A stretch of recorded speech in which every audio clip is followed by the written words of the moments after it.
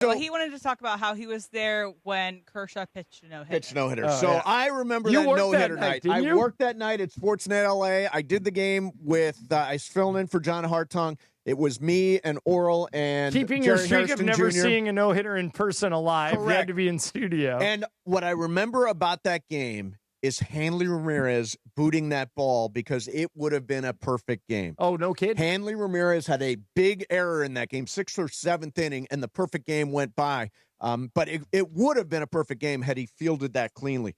You know, he didn't walk anybody that night. No. Wow.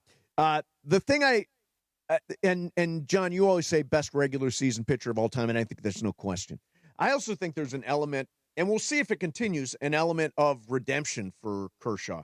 You know, in the 2017 World Series, gave up 7 runs in 15 innings. In the 2018 World Series, got blown up 11 innings and 9 earned runs. And in 2020, went 2-0 and allowed 3 earned runs in 11 2/3 innings with 14 strikeouts. He was a huge reason why they won the 2020 World Series. And I think do you think that redemption part of it is there, or am I think you're reaching, but this is what happened with Barry Bonds, right? He was terrible in the postseason, then great in the postseason. Yeah, I almost don't want to put Barry Bonds and Clayton Kershaw in the same boat. That's true. Yeah. But what I will say is, for whatever reason, Kershaw struggled in the postseason. But the guy won 3 Cy Young awards. He won an MVP. Yeah. He was I think he was an 11-time All-Star. 11-time All-Star. Yep. And the whole time, he did it by being a good dude. He just never, ever did anything that would embarrass him or his teammates.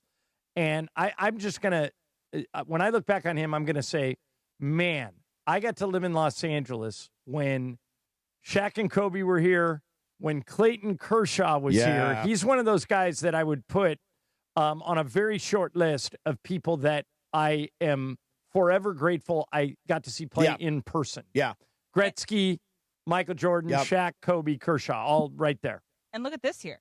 This year, he got to his 3,000th strikeout. Yep. And he did it with his stuff is so different than what he dominated with at the beginning of his career. His velocity is down. He can't reach over, 95 or whatever. But he's sometimes not even over 90. Yeah. He's striking guys out in creative ways. He's still getting it done. He's still doing it at the highest level. When the Dodgers needed him, they needed somebody to carry some innings during the middle of the season when everyone else was injured. Yeah. And to keep him in mind, too, he joins the 3,000 strikeout list, which has 3 active pitchers that are there. And that's Justin Verlander and Kershaw. And the 3 of those guys, I mean, Kershaw announced his retirement. The other 2 are, I'm sure, due for retirement sometime soon.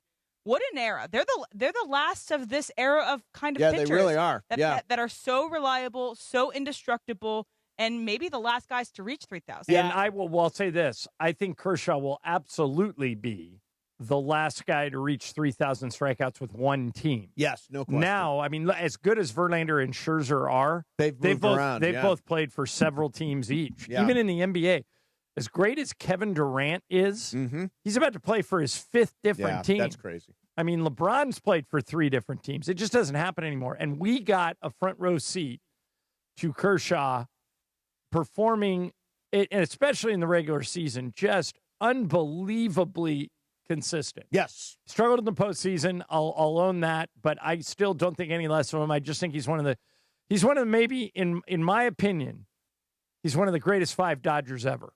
I would go along with that.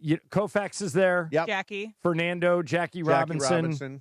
Then probably Kirsch, and then you could make an argument for, I mean, if you go back to the Brooklyn guys, you get into Roy Campanella, Duke Snider, all those dudes. But Kershaw, to me, is a once-in-a-generation pitcher, and he got to do it here in front of we owe a tremendous debt of gratitude for that guy, leading by example of how you should act if you ever become a star athlete. And by the way, he could have left multiple times. Yeah. Texas tried to get him because he's from Texas. And we always thought, from Dallas, and the Rangers are right there. They're going to lose him to the Rangers, and he never did. He always stuck with L.A. every opportunity he got. How weird of a full circle story is it that he was Matthew Stafford's catcher in high school? Incredible. Allen Park. Yeah. I think there's also something to be said that I know one of the callers pointed this out, I think, during Sports Graffiti, that there's something to be said about athletes to stay one place. And I know we've been talking about this, but right now we have Steph Curry, who will, we assume, stay with the Warriors for the entirety of his career.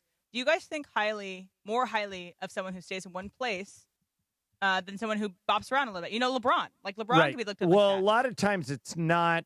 I don't begrudge players who leave because they've earned that right, but it's not always the player that makes that decision. Like Shaq, the Lakers traded Shaq. Yeah. He asked for it. Sure. But they traded him. And they refused to trade Kobe. So Kobe played his whole career with us. Yep. So a lot of times it has to do, the door swings both ways. It has to do with the owner and whether or not they're treating you fairly. Yes. And Kershaw's had a great relationship from the Dodgers from the word go. And he's universally respected. Yep. I'm friends with the guy who's the Dodgers pastor.